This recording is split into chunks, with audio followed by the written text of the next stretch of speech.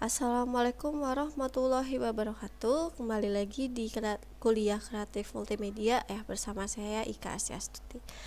Oke, di video sebelumnya kita sudah membahas tentang elemen mekanik game ya, dari space, ada time, ada object, atribut, and stage. Baru 3 ya, dan ini kita masih mau selesaiin 4 lainnya.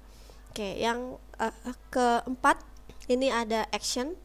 Nah, elemen action ini pada intinya adalah apa saja yang bisa dilakukan oleh player. Nah, action ini dibagi 2, jadi basic action sama strategic action. Nah, kalau di basic action itu adalah tindakan dasar yang dapat dilakukan oleh player atau pemain. Kalau strategic actionnya adalah berkaitan dengan bagaimana pemain menggunakan tindakan dasar untuk mencapai tujuannya. Jadi emang ada 2 action. Oke. Contohnya seperti ini. Ini game yang tadi kita itu ya, yang Candy Crush itu. Nah, basic actionnya adalah player itu bisa memindahkan satu permen untuk menciptakan urutan 3 permen dengan jenis yang sama. Ini basic action 1 ya. Karena basic action bisa jadi lebih dari 1. Ini saya contohin 1 aja. Misalkan basic action lainnya, pemain bisa menciptakan sebuah urutan untuk membentuk satu permen atau satu candy dengan kemampuan khusus ya, jika misalkan urutannya 5 misalkan. Nah, itu juga basic action.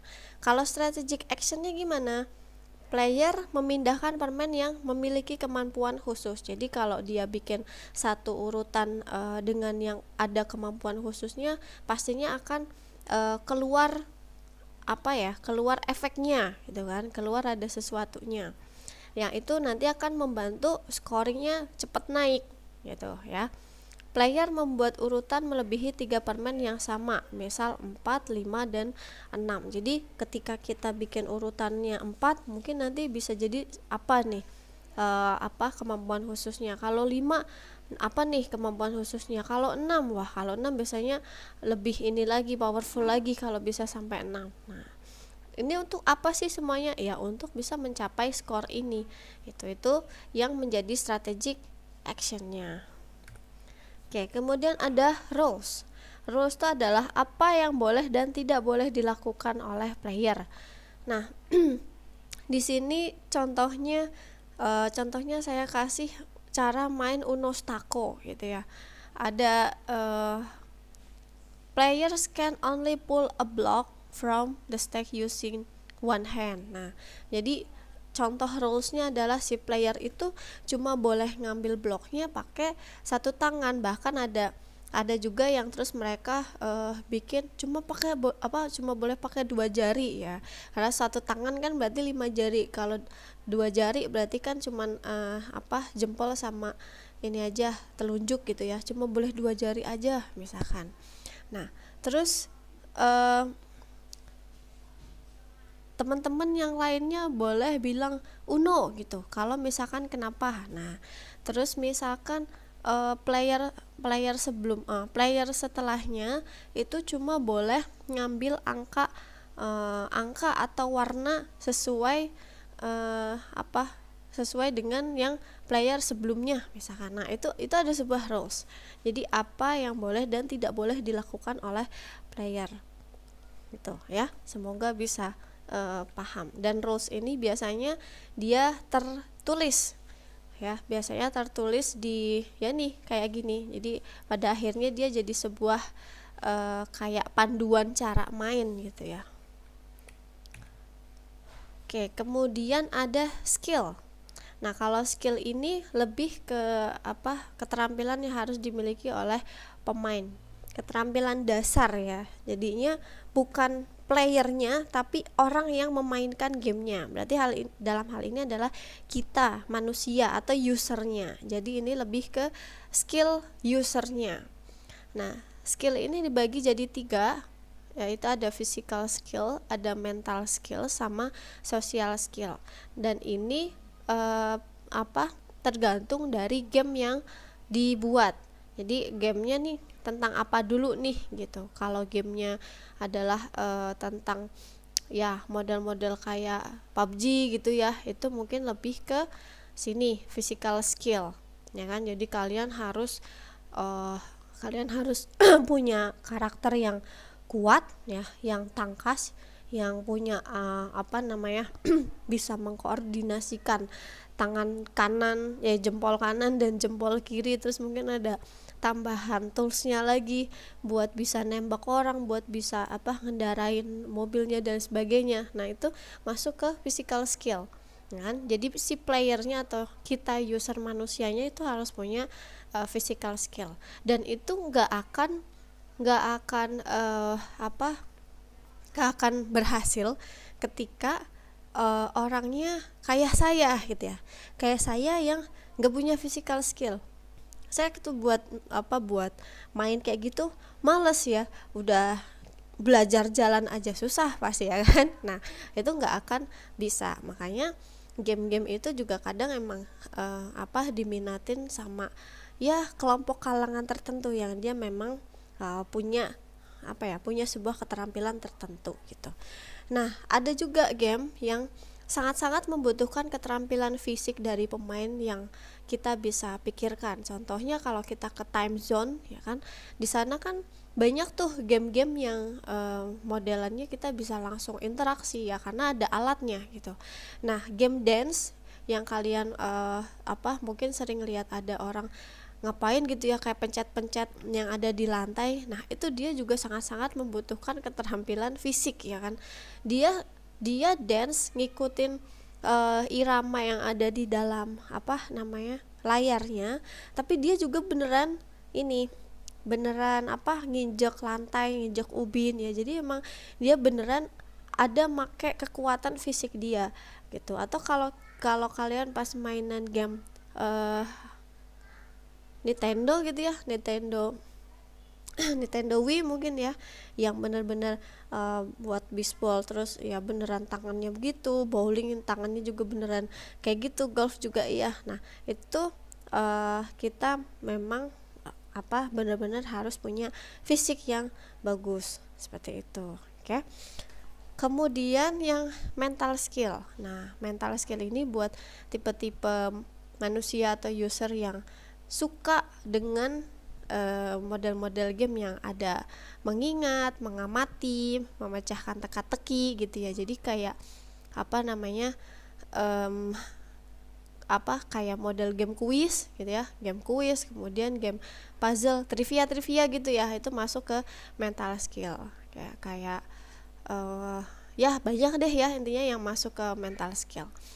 Oke, kemudian yang terakhir ini ada social skill. Jadi kalau social skill ini model-model game yang memerlukan kemampuan user di ranah user yang bisa membaca lawan, kayak menebak apa yang dia pikirkan, membodohi lawan, berkoordinasi dengan rekan satu tim. Nah ini modelannya kayak game chess tadi ya, yang catur gitu ya. Jadi yang modelannya bisa berkelompok, terus kita bisa membodohi. Oh ya, yang PUBG itu juga bisa ya. Jadi selain kalian bisa individu, kalian juga bisa membentuk kelompok dan bisa bergrup gitu ya, untuk menjatuhkan grup lainnya misalkan. Nah ini juga bisa masuk ke social skill. Dan emang pada akhirnya game-game yang serius, game yang sekarang atau yang model game based learning pun ya, itu paling enggak bisa menggabungkan 2-3 skill si user ini ya kan. Jadi physical skillnya dapat, social skill juga dapat, atau misalkan skillnya memang cuma salah satu aja juga boleh gitu. Oke, skill udah. Kemudian yang terakhir adalah change atau peluang adalah bagian penting dari permainan yang menyenangkan, karena peluang berarti ketidakpastian, dan ketidakpastian berarti adalah sebuah kejutan gitu. Nah sebenarnya ngomongin change ini nanti arahnya tuh lebih ke matematis ya. Kalau teman-teman baca di bukunya, teman-teman bisa menemukan penjelasan yang lebih lengkap dan menemukan penjelasan yang wow, ini udah ditulis pakai bahasa Inggris, matematis pula yang dibahas ya, karena ini emang ada kaitannya dengan peluang ya yang ada di pelajaran matematika kita dulu gitu ya. Teman-teman bisa ini ya, bayangin dulu kita pas zaman peluang itu dikasih tahu nggak jauh-jauh dari dadu nggak jauh-jauh dari koin gitu kan, pasti dadu sama koin. Nah sama ini juga banyak perhitungan matematis kesananya. Kalau misalkan kita dikasih chance-nya itu kita cuma boleh 10 kali slide ya, nggak pernah dapat ya game yang model gitu. Ini kita dikasih tampilan begini, kita cuma boleh 10 kali slide, mana yang mau kalian slide. Nah itu kan kalian harus mikir, meskipun kita ada banyak nih oh yang ini bisa nih ya kan, tapi ini nanti cuman ada jadi tiga jadi 3 urutan aja. Oh yang ini bisa nih, tapi ini juga nanti cuma jadi 3. Oh yang kesini bisa, oh ini jadi 5. Ketika ini ada yang kesini jadi 5, terus yang ini kesini kok jadinya 1, 2, 3, 4, 5, 6, 7. Wah kalian mau pilih yang mana nih? Nah itu adalah bagian dari tantangannya juga akhirnya ya. Padahal ini elemennya hanyalah dari chance, jadi kita cuma kasih si player itu 10 moves gitu ya kan. Nah itu bisa jadi sebuah chance. Jadi peluangnya gimana? Nah perhitungan matematisnya di mana? Perhitungan matematisnya nanti adalah saat ini nih ini kan ada pola ya biasanya. Serandom apapun biasanya di sini ada pola. Dan biasanya pasti kalau misalkan dia udah mentok bener-bener nggak ada yang di slide, ini pasti nanti dia berubah langsung sering gitu ya, langsung keubah bentukan permen-permennya ini misalkan. Nah itu juga bagian dari codingnya nanti. Makanya jadi yang keluar di sini ini juga pastinya udah berdasarkan hal yang dihitung dari sebuah chance ini gitu ya. Oke, kemudian change lainnya yang simple banget adalah ya ini. Ketika kita game over, terus kita masih punya 1, 2, 3, 4, ada 4 ya hatinya, berarti masih punya 4 kesempatan, kita masih bisa play again. Tapi kalau memang ini udah habis hatinya, game over yang benar-benar game over, nggak bisa play again gitu ya. Ini juga sebuah change. Nah gitu ya.